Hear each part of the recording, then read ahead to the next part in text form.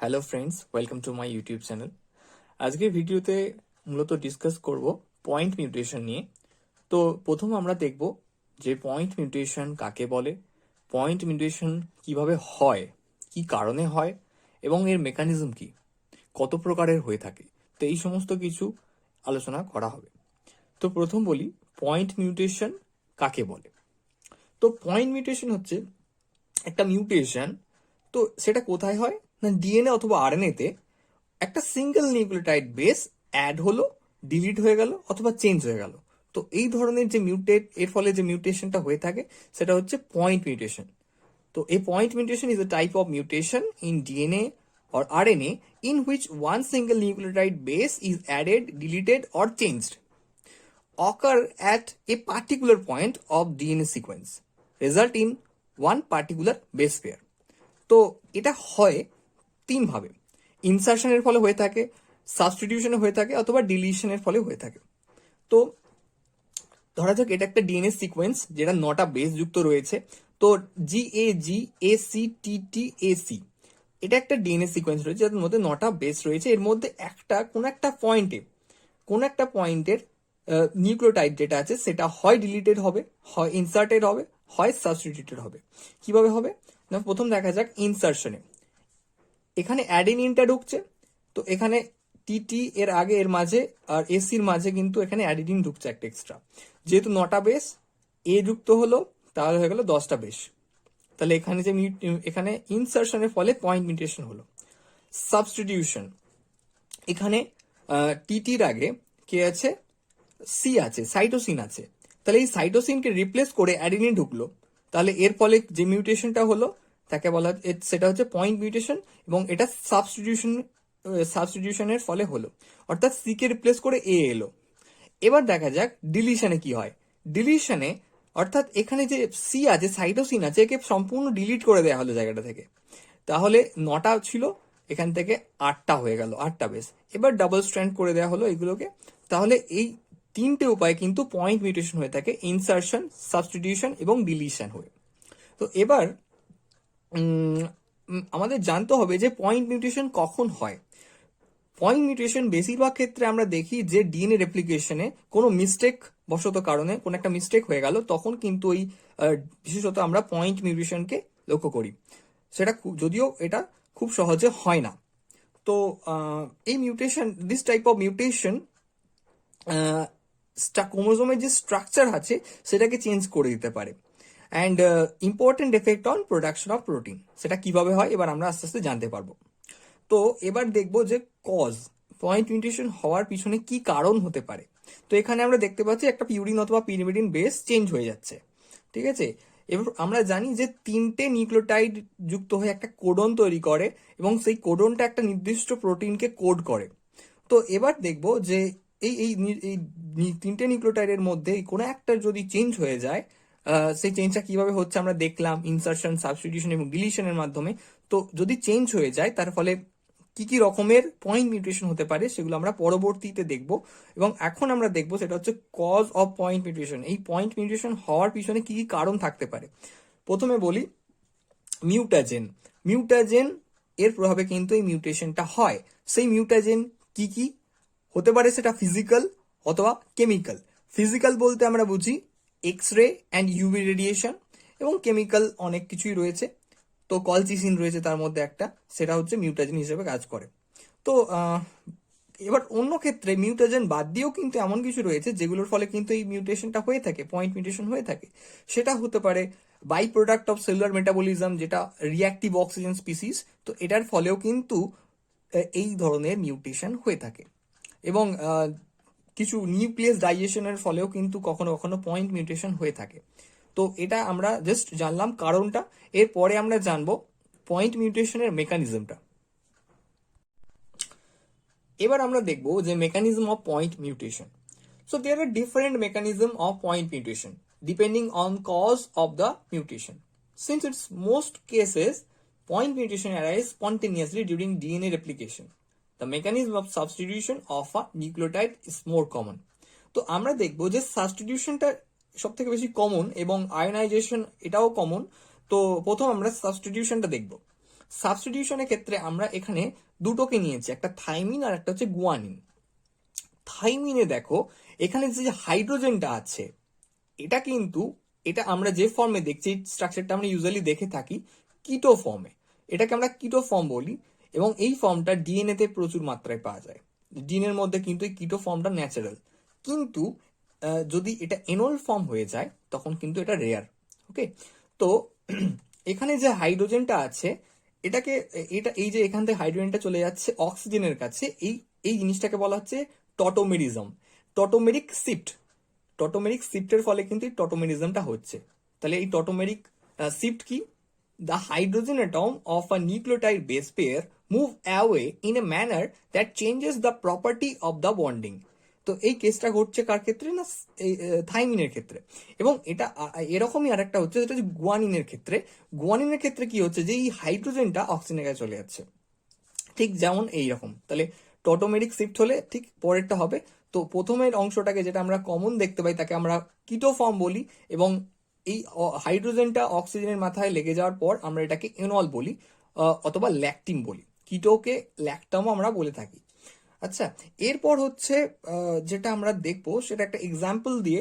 কিটো এই যে শিফট আমরা দেখতে পাচ্ছি, কখনো কখনো একটা জিনিস হয়ে থাকে, সেটা কি না একটা এক্সাম্পল বলে থাকি যে এরকম দেখা গেছে যে এনল ফর্ম আছে, গুয়ানিন যেটা এনল ফর্মে আছে সেটা কিন্তু থাইমিনকে বাইন্ড করে, সাইটোসিনকে ছেড়ে রেখে থাইমিনের সাথে অনেক সময় বাইন্ড করে।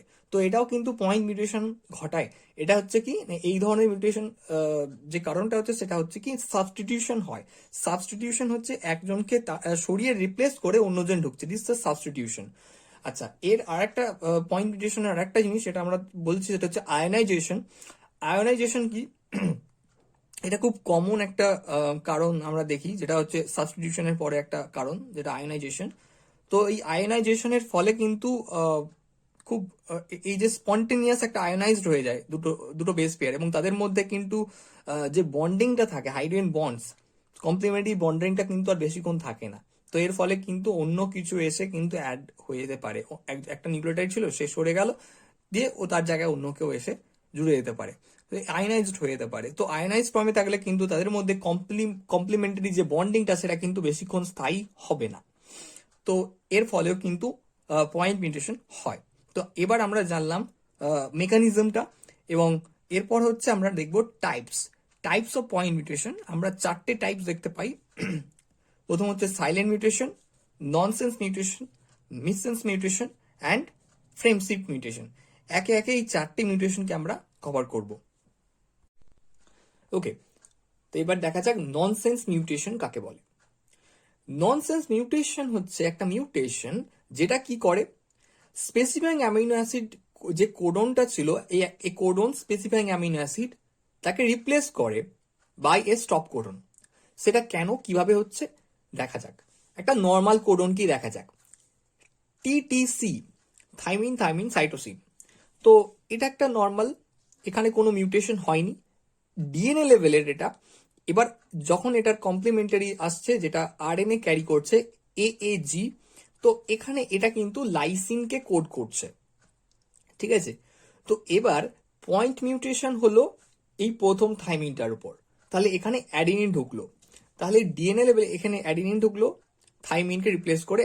তার ফলে কি হচ্ছে, যখন এমআরএনএ তে এলো, এমআরএনএ লেভেলে এটা কিন্তু ইউ হলো কমপ্লিমেন্টারি বেস পেয়ারিং এর যদি করা হয়, তাহলে এখানে আমরা পাচ্ছি ডিএনএ থেকে আমরা এটা পাচ্ছি এর সিকোয়েন্স এটিসি, এবং এর কমপ্লিমেন্ট যেটা হচ্ছে সেটা হচ্ছে ইউএজি এমআরএনএ লেভেলে। এই ইউএজি হচ্ছে একটা স্টপ কোডন। তাহলে আমরা দেখলাম অরিজিনালি যখন এটা নর্মাল ছিল তখন এটা লাইসিনকে কোড করছিল, এখন যখন এই এটা যখন টিটা মিউটেট হয়ে গেল, মিউটেশনের ফলে এই পয়েন্ট মিউটেশনের ফলে এ এখানে এসে জুড়ে বসলো, তার ফলে কি হচ্ছে যে এখানে একটা স্টপ কোডন তৈরি হচ্ছে। সেটাই এখানে বলা হয়েছে যে a codon specifying amino acid is replaced by a stop codon. Effect on nonsense mutation depends upon the position of stop codon with a given segment. কেন এটা? কারণ হচ্ছে if the mutation is close to the original stop codon, the functional effect might be less severe than if the mutation is far from the stop codon. তাহলে যদি এটা এরকম হয় যে মিউটেশন যেটা হচ্ছে সেটা খুব অরিজিনাল স্টপ কোডন যেখানে আছে সেখানে খুব কাছাকাছি হচ্ছে, তাহলে এর ফাংশনাল এফেক্টটা কম হবে। আর যদি দূরে হয় তাহলে এর কিন্তু সিভিয়ার ফাংশনাল এফেক্ট দেখা দেবে। তাই এটা বলা হচ্ছে যে এই স্টপ কোডনটা কোথায়, এর কোন জায়গায় আসছে সেটা ডিপেন্ড করছে, কোন পজিশনে আসছে সেটা কিন্তু একটা ভয়ানক পরিস্থিতি তৈরি করছে। যদি এটা কাছে স্টপ কোডনের কাছাকাছি কোথাও হয়ে থাকে তাহলে এটা অতটা সিভিয়ার হবে না। Lead to the production of the shortened and non functional protein units. তো এটা তৈরি একটা প্রোটিন, নন ফাংশনাল প্রোটিন তৈরি করছে, যেখানে আমরা দেখছি যে স্টপ কোডন হয়ে যাচ্ছে, তো এখানে কোনো প্রোটিন তৈরি হচ্ছে না। So it can result complete loss of function in the finished product. আচ্ছা, এবার এক্সাম্পলে যদি বলি, beta thalassaemia are a group of blood disorders that occur as a result of point nonsense mutation on the gene coding for beta chain of haemoglobin. আচ্ছা, এবার আরেকটা জিনিস বলি, the alternation of the gene causes the formation of a premature stop codon which prevent the formation of the globin protein. তো alternation, এই সমস্ত জিন alternation হওয়ার ফলে কি হচ্ছে না, এই যে প্রিম্যাচিওর স্টপ কোডন তৈরি হচ্ছে, যার ফলে যে গ্লোবিন প্রোটিনটা তৈরি হওয়ার কথা ছিল সেটা তৈরি হতে পারছে না। তো এখানে কিন্তু ননসেন্স মিউটেশন হচ্ছে, এটা এক প্রকার পয়েন্ট মিউটেশনের ভাগ। ঠিক আছে, এর পরের মিউটেশনটা আমরা যাচ্ছি, সেটাকে বলা হচ্ছে মিসসেন্স মিউটেশন। ওকে, আচ্ছা, এবার দ্বিতীয় নম্বরে যে মিউটেশনটা আছে তাকে বলা হচ্ছে মিসেন্স মিউটেশন। মিসেন্স মিউটেশনে কি হয়ে থাকে না, এটা প্রথমত একটা মিউটেশন যেখানে এটা একটা অবশ্যই সাবস্টিটিউশনের ফলে হচ্ছে। এই যে কটা আগের মিউটেশন বললাম এটা হচ্ছে ননসেন্স মিউটেশন, এবং আগের এই মিসসেন্স মিউটেশন, এই দুটোই কিন্তু সাবস্টিটিউশন এর ফলে হচ্ছে, ডিলিশনের ফলে কিন্তু এখনো আসেনি। সো অনলি সাবস্টিটিউশন হচ্ছে। তো এখানে কি হচ্ছে না, কনজারভেটিভ এবং নন কনজারভেটিভ এর দুটো পার্ট আছে। তো প্রথমে আমরা জানবো যে মিসসেন্স মিউটেশন কি। A missense mutation is a type of point mutation where the substitution of a base pair result in a different amino acid in the resulting protein. তো আমরা যে প্রোটিনটা পাচ্ছি সেটা আগের থেকে কিন্তু ডিফারেন্ট কিন্তু পাচ্ছি। তো তো এখানে কি রকম হচ্ছে, এই এই এই মিউটেশনটা হচ্ছে দু রকম ভাবে, একটা কনজারভেটিভ আর একটা হচ্ছে নন কনজারভেটিভ। কনজারভেটিভ কেন বলা হচ্ছে না, কনজারভেটিভ বলার কারণ হচ্ছে এখানে যে অ্যামাইনো অ্যাসিডটা আগে ছিল, মানে আগের যে কোডন, এই যে ট্রিপলেট কোডন ধরা যাক নর্মাল অবস্থায়, টিটিসি আগেরটাই ধরা যাক, থাইমিন থাইমিন সাইটোসিন, তাহলে এটা যখন ছিল এখানে যখন কোনো মিউটেশন হয়নি তখন এর এমআরএনএ থেকে কিন্তু আমরা লাইসিনকে পাচ্ছিলাম। কিন্তু কনজারভেটিভ যখন হচ্ছে, কনজারভেটিভ মিউটেশনে তখন এই টিটা রিপ্লেস হয়ে যাচ্ছে সি দিয়ে। তখন এই ধরনের মিউটেশন যখন হচ্ছে তখন এমআরএনএ লেভেলের এই যে ট্রিপলেট কোডন পাচ্ছি, এই কোডন কিন্তু আর্জিনিনকে কোড করছে। এই অ্যামাইনো অ্যাসিড কিন্তু সিমিলার ফাংশন অ্যাজ লাইসিন। তো এই কনজারভেটিভে কিন্তু আমরা খুব একটা বেশি চেঞ্জ পাচ্ছি না। তো আমরা বলতে পারি all missense mutation are not as harmful as in some cases an amino acid is replaced by another amino acid of similar properties which result in functional protein. This mutation also termed as silent mutation. Silent মিউটেশনে এবার আস্তে আস্তে আসবো। এটা হলো conservative মিউটেশনের একটা অংশ। এবার আরেকটা এক্সাম্পল নেওয়া যাক যেটা নন কনজারভেটিভকে প্রেজেন্ট করছে। তো এখানে কি করছে, নন কনজারভেটিভে কি হচ্ছে না, আমরা আগে যদি দেখি টিটিসি এইটাকে নিয়ে, তাহলে এখানে টিকে থাইমিনকে রিপ্লেস করছে গুয়ানিন। এবার যদি এটা এমআরএনএ লেভেলে দেখা যাক তাহলে 8CG হয়ে যাচ্ছে, জি এর কমপ্লিমেন্টারি সি আসছে, তাহলে এটা কিন্তু থ্রিওনিনকে কোড করছে। ওকে, সো এবার বোঝো যে নন কনজারভেটিভে কিন্তু ঠিক উল্টোটা হচ্ছে। এক্ষেত্রে different kind of amino acid is added to the chain where a polar amino acid was present, a non polar amino acid will be added and greatly changed in functional protein. কারণ এবার যেটা হচ্ছে এক্ষেত্রে কিন্তু same function পাওয়া সম্ভব নয়, এক্ষেত্রে কিন্তু চেঞ্জ হচ্ছে। আগেরটার ক্ষেত্রে আমরা দেখছিলাম যে যে প্রোটিনটা তৈরি হচ্ছিল সেটা সিমিলার ফাংশন দিচ্ছে, কারণ ওর মধ্যে যে অ্যামাইনো অ্যাসিডটা রয়েছে সেটা আগেরটা নর্মাল অবস্থায় যেটা ছিল ঠিক তার মতোই কাজ করছে। কিন্তু এক্ষেত্রে নন কনজারভেটিভের ক্ষেত্রে কিন্তু আমরা দেখছি এখানে যে মিউটেশনটা হচ্ছে তার ফলে যেটা তৈরি হচ্ছে সেটা কিন্তু আগের থেকে আলাদা, ডিফারেন্ট। তো এই এই রকমের মিউটেশনকে আমরা বলি মিসেন্স মিউটেশন, এবং সিকল সেল অ্যানিমিয়া হচ্ছে একটা ক্লাসিক এক্সাম্পল অফ মিসেন্স মিউটেশন।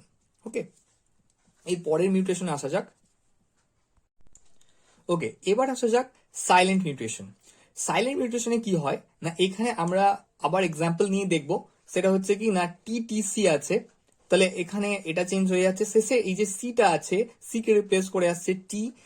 এবার মজার ব্যাপার হচ্ছে কি না, যখন এটার কমপ্লিমেন্টারি এ এ এ তৈরি হচ্ছে এমআরএনএ লেভেলের, তো এই এমআরএনএ থেকে যে প্রোটিনটা তৈরি, সরি, যে অ্যামাইনো অ্যাসিডটা পাচ্ছি লাইসিন, সেটা কিন্তু আগের এএজি এই ট্রিপলেট কোডন থেকে আমরা পেয়েছি লাইসিন। তো এক্ষেত্রে no observable effect is observed on the phenotype of the organism as the result of the mutation. তাহলে এই মিউটেশন হয়ে কিন্তু আমরা কোন রকম এফেক্ট, আলাদা এফেক্ট কিন্তু পাচ্ছি না। আগেতেও লাইসিন পেতাম, এখনো লাইসিনই পাচ্ছি। তাহলে এখানে যে মিউটেশনটা হলো সাইলেন্ট, তাহলে কেউ কোনো কিছু বুঝতে পারলো না যে আদৌ মিউটেশনটা হলো কি হলো না, কোনো এফেক্ট কিন্তু, ফিনোটাইপিক এফেক্ট কিন্তু শো করলো না। তাহলে এই ধরনের মিউটেশনকে আমরা বলে থাকি সাইলেন্ট মিউটেশন। ওকে, এরপরে আমরা আসবো ফ্রেম শিফট মিউটেশনে।